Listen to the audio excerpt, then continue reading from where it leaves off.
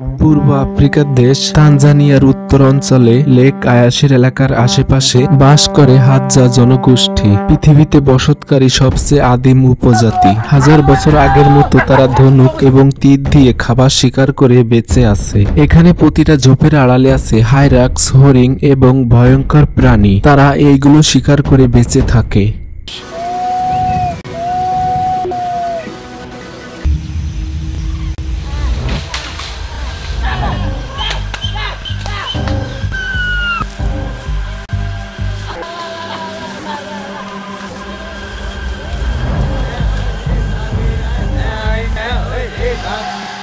Hadza জনগোষ্ঠীরা জীবনকে সবচেয়ে খাঁটি রূপে উপলব্ধি করে। কাদা মিশানো পানি, পোকা মিশানো মধু, এমনকি প্রাণীদের মলমূত্র মিশানো মাংস খায়। হাদজা জনগোষ্ঠী উত্তর তানজানিয়ার লেক আয়াসির এলাকার আশেপাশে বাস করে। তারা এখানে 50,000-এরও বেশি সময় ধরে বাস করে আসছে এবং তারা মাত্র 150 বছর আগে আধুনিক যোগাযোগের সাথে যোগাযোগ করেন। তারা হাদজা নামক একটি অনন্য ভাষায় কথা বলে থাকেন।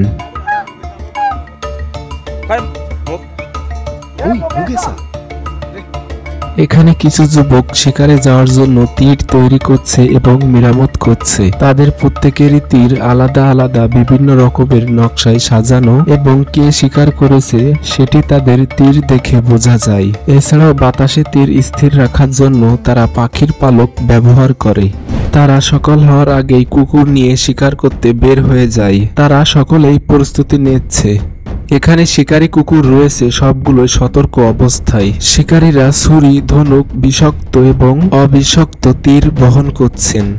তারা এখন বিভিন্ন দলে বিভক্ত হবেন।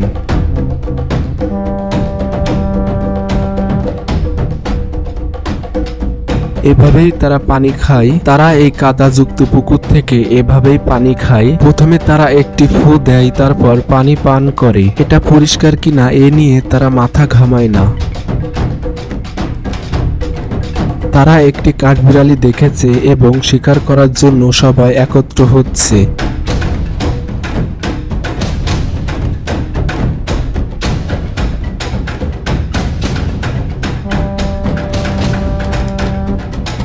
তারা পেরেছে, এটি তাদের দিনের প্রথম শিকার।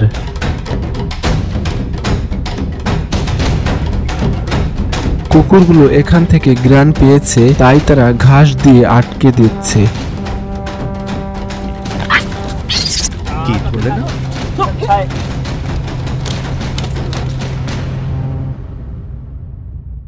সে এখন পাথরের নিচে যাবে, তাই ঝোপগুলোকে কেটে পরিষ্কার করে নিচ্ছে। পাথরের ফাঁকা দিয়ে তার পুরো শরীরটাকে ঠেলে দিচ্ছে। সে সম্পূর্ণ অদৃশ্য হয়ে গেল।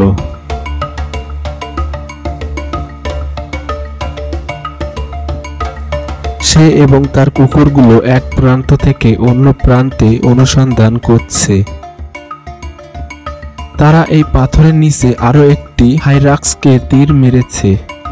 তারা এটিকে বের করার জন্য চেষ্টা করছে। এটা একটি বড় হাইরাক্স এবং সে ধরা পড়েছে। প্রাণীটি এখনো জীবিত আছে। তারা আরো একটি হাইরাক্সকে তীর মেরেছে। আমি এটা ইতিমধ্যে গুলি করেছি। আমাদের এটা বের করতে হবে। চোখগুলো দেখেছো?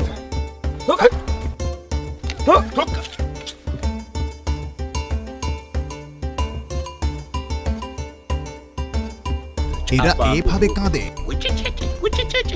কিন্তু আমরা এ নিয়ে চিন্তা করি না। এটা শুধু খাবার। চোখগুলো দেখেছো?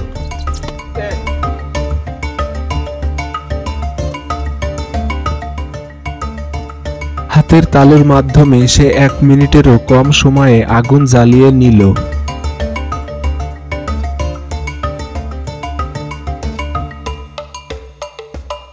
এই পাহাড়ে এক সময় আমরা অনেক বাবুন শিকার করতাম। আমরা তাদের পাহাড়ের নিচে পর্যন্ত তাড়া করেছিলাম। তারা একটি বেজির গায়ে তীর মেরেছে এবং সে কামড়ানোর চেষ্টা করছে। এটা ঠিক এখানে লুকিয়ে ছিল, তুমি কেন পাচ্ছ না? এটা কামড়ায়। সাবধান, এর ধারালো দাঁত আছে।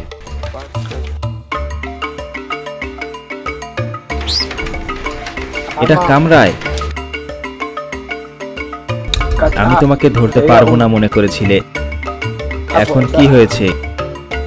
মধু তাদের কাছে সোনার মতন এবং এই বনে শক্তিশালী থাকার জন্য তাদের শক্তি যোগায়। এটি তাদের গোষ্ঠীর সবচেয়ে বেশি খাওয়া খাবার। এই গাছটির ভিতরে তারা মৌমাছির চাক দেখেছে।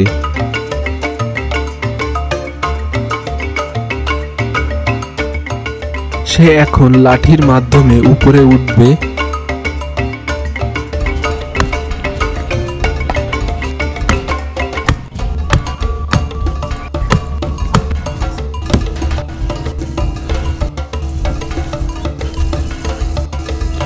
মৌমাছির কামড় থেকে বাঁচতে সে লাঠি এবং ধোঁয়া ভিতরে ঢুকিয়ে দিচ্ছে। সে ইতিমধ্যে অনেকগুলো মৌমাছির কামড় খেয়েছে, কিন্তু মধু পাওয়ার জন্য তিনি এই যন্ত্রণা সহ্য করছেন। তাকে খুব সতর্ক থাকতে হবে এবং দ্রুত করতে হবে, কারণ মৌমাছিগুলো বের হয়ে আসলে সবাইকে কামড়াতে পারে।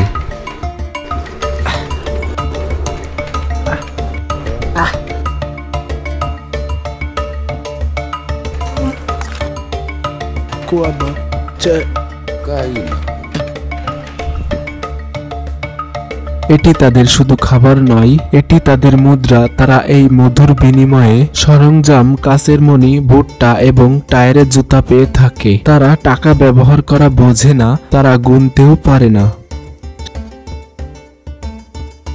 সে জানে না তার বয়স কত, গুনতেও পারে না, এবং তার মাথায় সবসময় বাবুন বানর শিকার করা ঘুরে বেড়ায়। সে বলছে, আমি যখন ঘুমাই বাবুনদের স্বপ্ন দেখে থাকি। সে বলছে, আমি যখন ঘুম থেকে উঠি বাবুনদের খুঁজতে বেরিয়ে পড়ি। এটি সবচেয়ে সুস্বাদু মাংস। আমি যখনই ঘুমাই আমি বাবুনদের স্বপ্ন দেখি। সকালে ঘুম থেকে উঠে আমি শিকারে বের হই এবং বাবুনদের খুঁজে বের করি। আমি পাহাড়ে উঠি, যদি আমি সেখানে না দেখি তাহলে অন্য কোথাও চলে যাই। এই ডাল হচ্ছে তাদের তীরের মাথায় লাগানো বীজ। বড় শিকারীদের সাথে লড়াই করার জন্য এই ডাল খুব গুরুত্বপূর্ণ ভূমিকা রাখে। তারা প্রথমে ডালটিকে টুকরো টুকরো করে কাটে, এক পাত্রে রাখে, তারপর পানি ঢেলে দেয়, ফোটানো হয়, তারপর ফেনাগুলোকে সরিয়ে নেয়।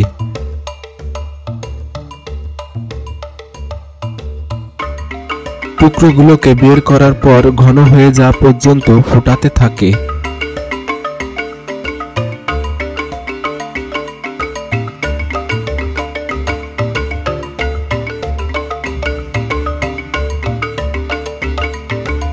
সর্বশেষ সে একটু ছাই মিশিয়ে নেয়। আর এটি হলো একটি কালো আঠালো বিষাক্ত তীর। সাবধানে এটি মিশিয়ে নেয় এবং এটা এখন প্রস্তুত। সে বলছে, এটি যখন প্রাণীর গায়ে মারা হয় তখন তার রক্তে মিশে হৃৎপিণ্ডে আঘাত করে। আস্তে আস্তে তার নড়াচড়া কমে যায় এবং হঠাৎ করে সে মাটিতে পড়ে যায়।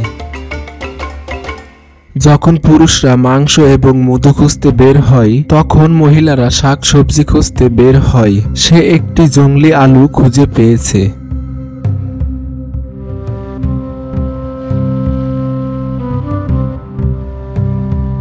তারা এখানে বুশ বেবি নামক একটি প্রাণীকে দেখেছে এবং সেটিকে শিকার করার জন্য চেষ্টা করছে। অন্যদিকে ছেলেটি আরো একটি বুশ বেবির বাসা দেখেছে এবং সেই বাসায় একটি বুশ বেবি আছে। ছেলেটি বুশ বেবির গায়ে একটি তীর মেরেছে। সে এখন গাছে ওঠার চেষ্টা করছে।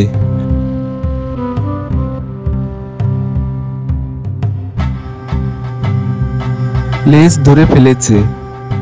এই ছোট প্রাণীটির আর কোনো সুযোগ রইল না।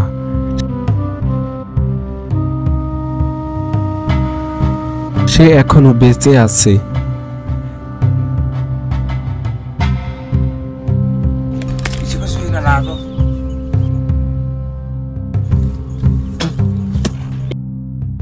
সে একটি পাখি দেখেছে, খুব কাছেই ছিল, তবুও সে মিস করেছে।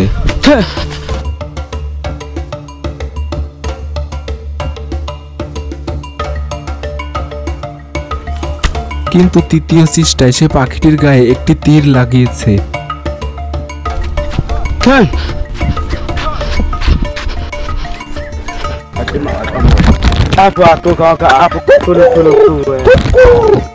কুকুরগুলো এখানে কিছু একটা দেখেছে, কিন্তু সেটা ধরতে পারেনি। সে তার হাত দিয়ে পাখিটিকে ধরার চেষ্টা করছিল। তারা এক জায়গায় 5টি রক্স পেয়েছে। তারা পেটের ক্ষুধা নিভাতে হাই রক্স খাচ্ছে, সেটাও না ধুয়ে। তারা একটি বাবুন বানর দেখেছে এবং বানরটি পাথরের নিচে ঢুকে গেছে। সেটির গায়ে তীর মেরেছে। বিষাক্ত তীর মারার কারণেই বানরটি ইতিমধ্যেই মারা গেছে।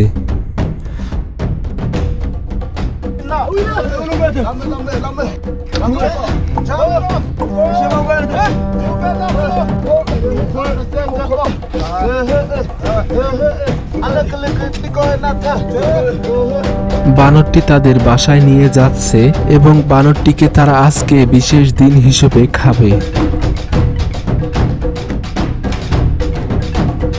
সে বানরের কিছু মাংস রান্না করছে।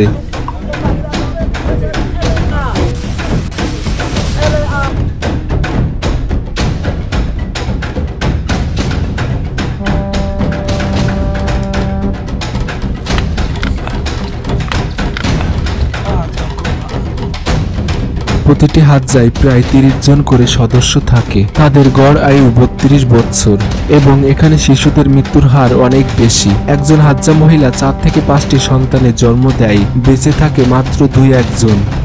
সবাই মিলে খাওয়া শেষে রাতে শিকারে যাওয়ার জন্য সবাই প্রস্তুত হচ্ছে। এখন তারা বাবুন বানর শিকারে বের হয়েছে। ক্রমাগত অন্ধকার হয়ে যাচ্ছে। বাবুনরা রাতে ঘুমায় এবং সকালে জেগে থাকে। চিতা, জংলি শিয়াল এবং মানুষের হাত থেকে বাঁচতে তারা একেবারে গাছের উপরে থাকে। ক্যামেরার iOS বাড়িয়ে দেওয়া ভিডিও ঘোলাটে থাকলেও আপনি দেখতে পারবেন। বাবুনরা বড় দলে বাস করে। তারা একে অপরের খেয়াল রাখে এবং বিপদ সম্পর্কে তারা সবাইকে সতর্ক করে এবং সম্মিলিতভাবে তাদের নিজেদের হুমকি থেকে লড়াই করে এবং নিজেদের রক্ষা করে তারা।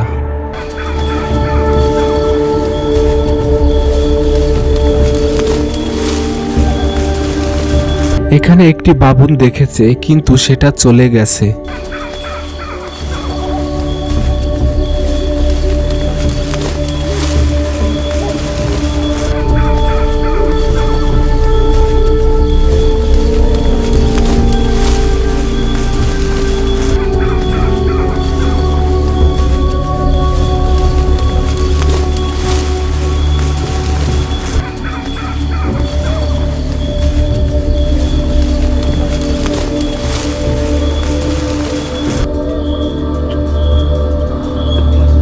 তিন ঘন্টা কঠোরভাবে পরিশ্রম করার পরেও হাজ্জা শিকারীরা খালি হাতে বাড়ি ফিরলেন। দুঃখজনক হলো এটা যে তারা পরিবারকে কোনো বাবুন উপহার দিতে পারেনি। ভিডিও এডিটিং এর সময় একটি ফ্রেমে যখন আলো নিভানো ছিল, একটি বাবুন এক ডাল থেকে আরেক ডালে লাফিয়ে যায় এবং অন্ধকারে নিঃশব্দে পালিয়ে যেতে আলো নেভা পর্যন্ত অপেক্ষা করছিল। ভিডিওটি দেখার জন্য ধন্যবাদ। আবার দেখা হবে পরের ভিডিওতে।